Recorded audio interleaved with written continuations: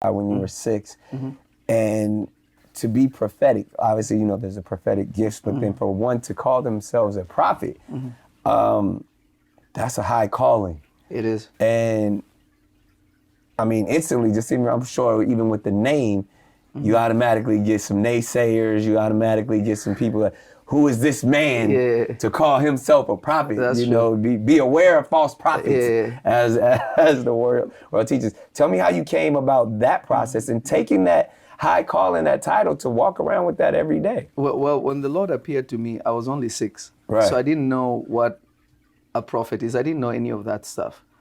All I knew is that he talks to me. I would tell my mother, I was 6, I'll tell her, Mom, your sister's going to visit on this day and this day. And she'll be like, oh, you're playing. And then on that day comes, at that time, she comes. So she started she started wondering, how are you doing that? I was like, no, he talks to me. Right. Because everybody, after a while, I realized that not everybody hears God the way I do. Sometimes even in church, I'll be seeing the minister preaching, but I'm a kid and I'm like, he's not really saying what he's trying to say, Right. So I realized that not everybody can hear what I'm hearing or seeing what I'm seeing. Very few people had the ability to pull from God. So for me, it was never about the title. And honestly, the word prophet just means spokesperson.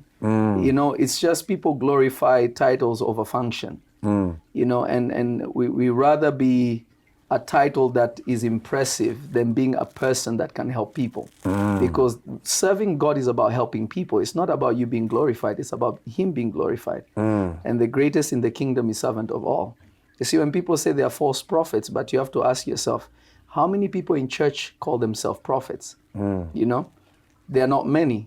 Right. But a prophet's the only one that are deceiving, or their pastors deceiving people every day that are even worse. You see, the only problem is you can't call yourself a prophet unless you have the ability. You see, there's an accountability, because if you say something and it doesn't happen, now we know that you don't hear from God. Right. So people rather be apostles and prophets and evangelists and still deceive people, but they don't want the title prophet because it comes with consequences. Can you really hear God? Yeah. You can't be, there are people who are prophetic, and there's a difference. Like you said, there's a difference. There's people who are prophetic and there are people who are prophets.